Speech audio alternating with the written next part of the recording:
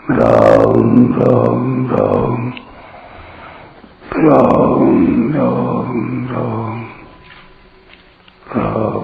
राम राम नारायण नारायण। संबंध। अव्यवसायी मनुष्यों की बुद्धियां अनंत क्यों होती हैं, इसका हेतु आगे के 3 श्लोकों में बताते हैं। यामिमां पुष्पितां वाचां प्रवदान्त्यविपश्चितः वेदवादरताः पार्थ नान्यदस्तीति वादिनः कामात्मानः स्वर्गपरा जन्म कर्म फलप्रदां क्रियाविशेष बहुलां भोगैश्वर्य गतिं प्रति। 42वां और 43वां श्लोक।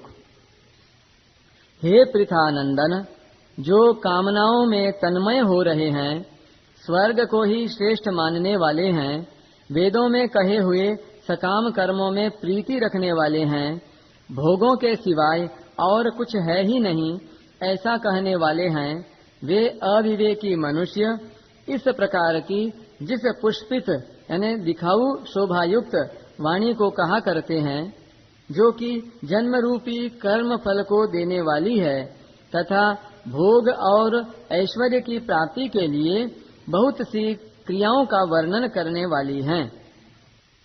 व्याख्या। कामात्मानः, वे कामनाओं में इतने रचे पचे रहते हैं कि वे कामना रूप ही बन जाते हैं। उनको अपने में और कामना में भिन्नता ही नहीं दिखती। उनका तो यही भाव होता है कि कामना के बिना आदमी जी नहीं सकता, कामना के बिना कोई भी काम नहीं हो सकता, कामना के बिना आदमी पत्थर की तरह जड़ हो जाता है, उसको चेतना भी नहीं रहती। ऐसे भाव वाले पुरुष कामात्मानः हैं। स्वयं तो नित्य निरंतर ज्यों का त्यों रहता है, उसमें कभी घटबढ़ नहीं होती, पर कामना आती जाती रहती है और घटती बढ़ती है। स्वयं परमात्मा का अंश है और कामना संसार के अंश को लेकर है। अतः स्वयं और कामना ये दोनों सर्वथा अलग अलग हैं, परंतु कामना में रचे पचे लोगों को अपने स्वरूप का अलग भान ही नहीं होता।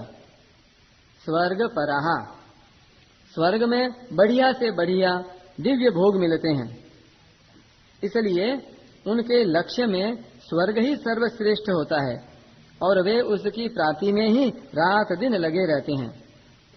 यहाँ स्वर्ग पराहा पद से उन मनुष्यों की बात कही गई है जो वेदों में शास्त्रों में वर्णित स्वर्ग आदि लोकों में आस्था रखने वाले हैं।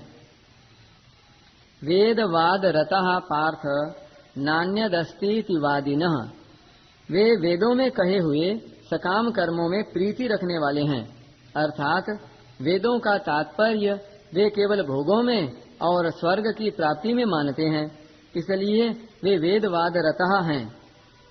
उनकी मान्यता में यहाँ के और स्वर्ग के भोगों के सिवाय और कुछ है ही नहीं, अर्थात उनकी दृष्टि में भोगों के सिवाय परमात्मा, तत्वज्ञान, मुक्ति, भगवत प्रेम आदि कोई चीज है ही नहीं।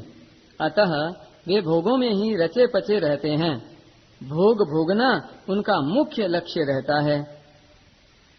यामिमां पुष्पितां वाचम प्रवदन्त्य विपश्चितः, जिनमें सत असत, नित्य अनित्य, अविनाशी विनाशी का विवेक नहीं है, ऐसे अविवेकी मनुष्य वेदों की जिस वाणी में संसार और भोगों का वर्णन है, उस पुष्पित वाणी को कहा करते हैं। यहाँ पुष्पिताम कहने का तात्पर्य है कि भोग और ऐश्वर्य की प्राप्ति का वर्णन करने वाली वाणी केवल फूल पत्ती ही है, फल नहीं है। तृप्ति फल से ही होती है, फूल पत्ती की शोभा से नहीं। वह वाणी स्थायी फल देने वाली नहीं है। उस वाणी का जो फल स्वर्ग आदि का भोग है, वह केवल देखने में ही सुंदर दिखता है, उसमें स्थायीपना नहीं है। जन्म कर्म फल प्रदाम, वह पुष्पित वाणी जन्म रूपी कर्म फल को देने वाली है, क्योंकि उसमें सांसारिक भोगों को ही महत्व दिया गया है। उन भोगों का राग ही आगे जन्म होने में कारण है। क्रिया विशेष बहुलाम भोगैश्वर्य गतिम प्रति, वह पुष्पित अर्थात दिखाऊ शोभायुक्त वाणी भोग और ऐश्वर्य की प्राप्ति के लिए जिन सकाम अनुष्ठानों का वर्णन करती है, उनमें क्रियाओं की बहुलता रहती है, अर्थात उन अनुष्ठानों में अनेक तरह की विधियां होती हैं, अनेक तरह की क्रियाएं करनी पड़ती हैं, अनेक तरह के पदार्थों की जरूरत पड़ती है, एवं शरीर आदि में परिश्रम भी अधिक होता है।